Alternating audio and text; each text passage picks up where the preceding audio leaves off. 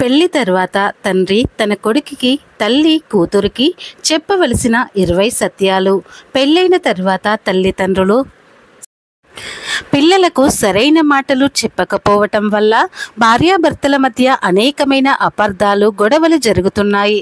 భార్యాభర్తలకు వచ్చే గొడవల కన్నా కుటుంబ సభ్యుల వచ్చే గొడవలు ఎక్కువ. కాబట్టి ప్రతి తల్లి తండ్రి తమ అనుభవంతో తన కొడుకుకి, కూతురికి చెప్పవలసిన 20 సత్యాలు.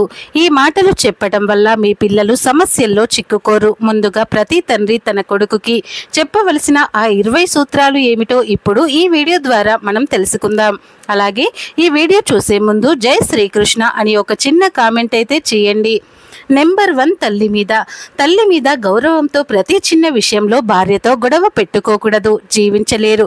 ఈ విషయం తెలుసుకో. నెంబర్ 2, పోలీసులతో స్నేహం లేదా శత్రుత్వం, ఇవి రెండూ మంచివి కాదు. కాబట్టి వీరికి ఎల్లప్పుడూ దూరంగా ఉండాలి. నెంబర్ 3, మీకు ఎంత దగ్గర స్నేహితులైనా లేదా తెలిసిన వారైనా వారితో మాటలు ఇంటి బయట ఉండేటట్లు చూసుకోవాలి. నీవు ఇంటి వద్ద లేనప్పుడు ఇంటి లోపలికి వచ్చేంత చనువును వారికి అసలు ఇవ్వకూడదు. నెంబర్ 4, మీ దగ్గర ఎంత డబ్బు ఉందని రహస్యాన్ని మీ భార్యకు ఎప్పుడూ చెప్పవద్దు. ఎందుకంటే నీ వద్ద డబ్బు తక్కువగా ఉంటే నిన్ను చులకనగా చూస్తుంది.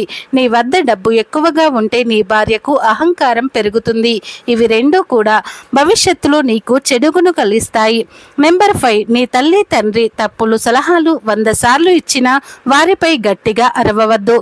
ఇది నిన్ను ఎదుటి వారి ముందు చులకన చేస్తుంది. నెంబర్ 6, ఆహారాన్ని కడుపు నిండా తినకు, ఇది నిన్ను బద్ధకిస్తుంది, అలాగే మీ ఆరోగ్యాన్ని దెబ్బతీస్తుంది. నెంబర్ 7, పని నుండి ఇంటికి వచ్చిన తర్వాత నీ భార్య తిన్నదో లేదో తెలుసుకోవటం నీ బాధ్యత. అలాగే తనకు ఏమైనా సమస్యలు ఉన్నాయేమో తెలుసుకో, ఇది మీ మధ్య బంధాన్ని మరింత బలపరుస్తుంది. నెంబర్ 8, సమయం సందర్భం లేకుండా గట్టిగా మాట్లాడే వ్యక్తికి దూరంగా ఉండు, ఎందుకంటే అతడి వల్ల నువ్వు నలుగురిలో చులకన అయిపోతావు. నెంబర్ 9, నీ పనిలో కానీ నీ సంసార జీవితంలో కానీ వచ్చిన బాధలను బయట వారికైనా లేదా ఇంట్లో వారికైనా చెప్పవద్దు. అలా చెబితే వారు నిన్ను బలహీనులుగా భావిస్తారు మరియు నీకు హాని చేయటానికి ప్రయత్నిస్తారు.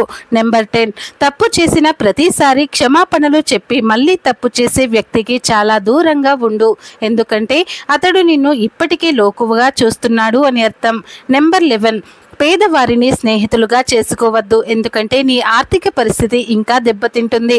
నెంబర్ 12, మిగతా వారి రహస్యాలను నీకు చెప్పే వ్యక్తికి నీ రహస్యాలు అసలు చెప్పకు, ఎందుకంటే అతడు నీ రహస్యాలను కూడా మిగతా వారి వద్ద చెబుతాడు. నెంబర్ 13, నువ్వు జీవితంలో ప్రశాంతంగా ఉండాలి అనుకుంటే నీ మనసులో ఉన్న కోరికలను తక్కువ చేసుకో, ఎక్కువ కోరికలు దూరం చేస్తాయి. నెంబర్ 14, వేషధారణను బట్టి ఎదుటి వారిని చులకనగా చూడవద్దు. నీకు ఎవరితో ఏం అవసరం వస్తుందో తెలియదు, కాబట్టి అందరితో మంచిగా ఉండు. నెంబర్ 15, ఒకరి బలహీనతలను నువ్వు ఎప్పుడూ వాడుకోవద్దు. నెంబర్ 16, ఒకసారి మోసం చేసిన వ్యక్తికి దూరంగా ఉండు, ఎందుకంటే నువ్వు మరలా మోసపోయే అవకాశం ఉంటుంది.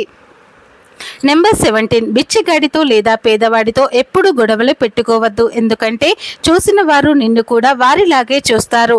నెంబర్ 18, చెడు తిరుగులకు అలవాటు పడి భార్యను దూరం పెట్టకు, అక్రమ సంబంధం మహాపాపం. నీకు ఎల్లవేళలా సేవలు చేయగలిగేది భార్య మాత్రమే. సమయానికి ఇంటికి వచ్చి భోజనం నీ భార్యతో కలిసి చెయ్యి. నెంబర్ 19, పుట్టినది మగబిడ్డ అయినా ఆడబిడ్డ అయినా సమానంగా చూడటం నేర్చుకో, లేదంటే నీ పిల్లలు నిన్ను అసహ్యించుకుంటారు. నెంబర్ 20, ఇప్పుడు మేము చెప్పిన ఈ విషయాలను మీ తండ్రి చనిపోయిన తర్వాత కూడా ఈ మాటలను అసలు మరవవద్దు. అలాగే పెళ్లి తర్వాత తల్లి తన కూతురితో చెప్పవలసిన 11 సత్యాల గురించి ఇప్పుడు ఈ వీడియోలో మనం తెలుసుకుందాం.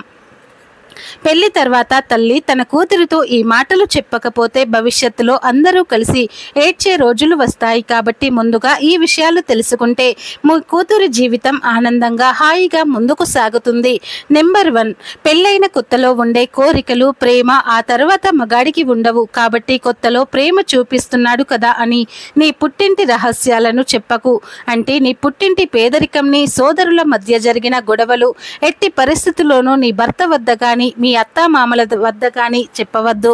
నెంబర్ 2, మగాడు లేకుండా స్త్రీ జీవించగలదు, కానీ స్త్రీ లేకుండా మగవాడు జీవించలేడు.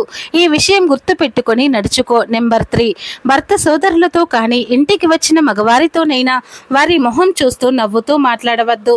స్త్రీని అనుమానించడానికి మగాడికి ఎక్కువ సమయం పట్టదు. నెంబర్ 4, పెళ్లి తర్వాత భర్త చెడుదారి వైపు వెళ్తున్నాడు అంటే నీ తప్పు. ఆ తప్పు నీలోనే ఉంటుంది. చిన్న చిన్న విషయాలకు అలిగి పుట్టింటికి రావద్దు. నీ తల్లి తండ్రి కానీ నీ సోదరులు కానీ నీకు జీవితాంతం తోడు ఉండరు అని గుర్తుపెట్టుకో. నెంబర్ 5, స్త్రీకి తన మౌనానికి మించిన ఆయుధం లేదు. ఎంతటి వాడైనా స్త్రీ మౌనాన్ని తట్టుకోలేడు. భార్యాభర్తల యొక్క భవిష్యత్తు నిలబడేది నమ్మకం మీద మాత్రమే. భర్త వద్దని నమ్మకాన్ని మరియు గౌరవంని అసలు పోగొట్టుకోవద్దు. నెంబర్ 6, తన తల్లి మరియు భార్య మధ్య గొడవల్లో చిక్కుకున్న వ్యక్తి ప్రపంచంలోనే అత్యంత బలహీనమైన వాడు. అటువంటి పరిస్థితులలో మగవాడు తీసుకునే నిర్ణయాలు చాలా దారుణంగా ఉంటాయి. కాబట్టి ఎట్టి పరిస్థితుల్లోనూ నీ భర్తను ఆ స్థితికి తీసుకురావద్దు. నెంబర్ 7, గుర్తుంచుకో, ముడి విప్పగలిగేది అయితే దాని దారంపై కత్తెరను ఉపయోగించవద్దు. గొడవలు వచ్చినప్పుడు సర్దుకుపోయే మనస్తత్వం అలవాటు చేసుకో. నెంబర్ 8, అత్తామామలు మంచివారైతే వేరుగా ఉండాలి అన్న ఆలోచన మానుకో. ఈ రోజుల్లో అలాంటి వారు దొరకడం కష్టం. కుటుంబ బాధ్యత తీసుకోవటం అంత తేలికైన విషయం కాదు. నెంబర్ 9, భయంతో ఉన్నప్పుడు, సమస్యల్లో ఉన్నప్పుడు ధైర్యం చెప్పవలసిన బాధ్యత భార్యగా నీదే. సమస్యలు లేని వ్యక్తి భూమిపై లేడు. అలాగే పరిష్కారం లేని సమస్య ప్రపంచంలోనే లేదు. నెంబర్ 10, అత్తవారింట్లో నీకు గౌరవం లేనప్పుడు, నీకు విలువ లేనట్లుగా మాట్లాడినప్పుడు నీవు మౌనంగా ఉండవలసిన అవసరం లేదు. మౌనంగా ఉంటే వారు నిన్ను మరింత అవమానిస్తారు. అప్పుడు నీ గౌరవాన్ని నువ్వు కాపాడుకో. నెంబర్ 11, భర్త గురించి పూర్తి అవగాహనతో ఉండే స్త్రీలు సంతోషంగా ఉంటారు. కాబట్టి ముందు నీ భర్త గురించి అన్ని విషయాలు తెలుసుకో. అలాగే అత్తవారింట్లో గౌరవం కోసం అల్లుడు చేయకూడని 8 పనులు ఏంటో ఇప్పుడు ఈ వీడియో ద్వారా మనం తెలుసుకుందాం. చాలామంది అత్తామామలు వారి ఇంట్లో కోడలు మంచిదైతే చాలు అని అనుకుంటారు. కానీ ఇంటికి మంచి అల్లుడు కూడా చాలా ముఖ్యం.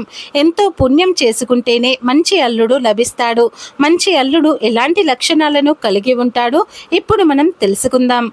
నెంబర్ 1, అత్తవారింటికి వెళ్ళినప్పుడు భార్య, అన్న లేదా తమ్ముడు వీళ్ళు అల్లుడి మీద పడి ఏడుస్తూ ఉంటారు. ఆ ఇంటి అల్లుడికి సరైన గౌరవం కూడా ఇవ్వరు. గొడవలకు కూడా సిద్ధంగా ఉంటారు. అలాంటి వారు ఉన్న ఇంటికి అల్లుడైన వారి జీవితం నరకంతో సమానం. నెంబర్ 2, అల్లుడు అత్తామామల ఇంటికి వెళ్ళేటప్పుడు పిసినారిగా ఉండకండి. అప్పుడప్పుడు ఏదైనా బహుమతి లేదా స్వీట్స్ తీసుకొని వారి ఇంటికి వెళ్ళండి. లేదంటే వారు ఇంటి అల్లుడిపై పడి ఏడుస్తారు. నెంబర్ 3, ఈ రోజుల్లో అల్లుడికి కనీసం మర్యాద చేయని అత్తామామలు ఉంటున్నారు. భార్య కూడా వారికి సపోర్ట్ చేస్తూ ఉంటుంది. ఒక్క నిమిషంలో ఉన్నదని అలాగని ఆ ఇంటి అల్లుడు పిసినారి అత్తామామల వల్ల కృంగిపోకూడదు. అలాంటి వారి గురించి ఆలోచించి మీ సమయాన్ని వృధా చేసుకోకూడదు. నెంబర్ 4, అత్తామామల వారి తగాదాలలో, ఇతర నీచమైన విషయాలలో మీ అభిప్రాయాన్ని అడిగే వరకు మీరు వారికి ఏ సలహాలు ఇవ్వవద్దు. ఎందుకంటే అది ఇంటి సమస్య అయితే ఆ తర్వాత మీరే పరాయి వారు అవుతారు. నెంబర్ 5, ఇంట్లో భార్యాభర్తల మధ్య మనస్పర్ధలు వచ్చినా కూడా అత్తామామల ఇంట్లో భార్య పట్ల ఎప్పుడూ కూడా చెడుగా ప్రవర్తించకూడదు. చెడ్డ మాటలను, అసభ్యంగా భార్యను తల్లిదండ్రుల ముందు తిట్టవద్దు. అది లేనిపోని గొడవలను తెచ్చిపెడుతుంది. అల్లుడు తన కుమార్తె కంటే ఎక్కువ కాదు. అత్తామామల ఇంట్లో భార్యను దుర్భాషలాడే అల్లుడికి విలువ లేకుండా పోతుంది. నెంబర్ 6, మీ అత్తామామలతో మరియు వారి కోడలతో ఎక్కువగా జోక్ చేయవద్దు. ఎందుకంటే కొన్నిసార్లు ఎగతాళిగా చెప్పిన విషయాలు కూడా గొడవలకు కారణం అవుతాయి. ఈ విషయం ఖచ్చితంగా గుర్తుంచుకోండి. నెంబర్ 7, అత్తామామల ఇంటికి ఎక్కువగా వెళ్ళడం, ఎక్కువసేపు ఉండడం వల్ల అల్లుడికి గౌరవం తగ్గించబడుతుంది.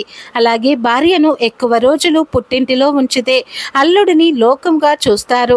అత్తవారి ఆస్తికి ఆశపడకుండా భార్యను బాగా చూసుకునే భర్త గుణవంతుడు.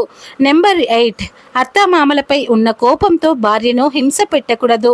అలాగే అత్తామామలపై గొడవకు వెళ్ళకూడదు. ఇది భార్యాభర్తల మధ్య దూరాన్ని మరింత పెంచుతుంది. అలాంటి అత్తామామలకు భార్యను మంచిగా చూసుకోమని మీ భార్యతోనే వారికి సమాధానం చెప్పించాలి. ఈ వీడియో కనుక మీకు నచ్చినట్లయితే ప్లీజ్ లైక్ చేసి మీ ఫ్రెండ్స్ అండ్ ఫ్యామిలీ మెంబర్స్కి తప్పకుండా షేర్ చేయండి. అలాగే మా కొత్త వీడియోస్ మీకు వెంటనే చేరాలి అంటే మా ఛానల్ని ఇప్పుడే సబ్స్క్రైబ్ చేసుకుని పక్కనే ఉన్న బెల్ ఐకాన్ని ప్రెస్ చేయండి. ఈ వీడియోని పూర్తిగా చూసినందుకు మీకు ధన్యవాదాలు.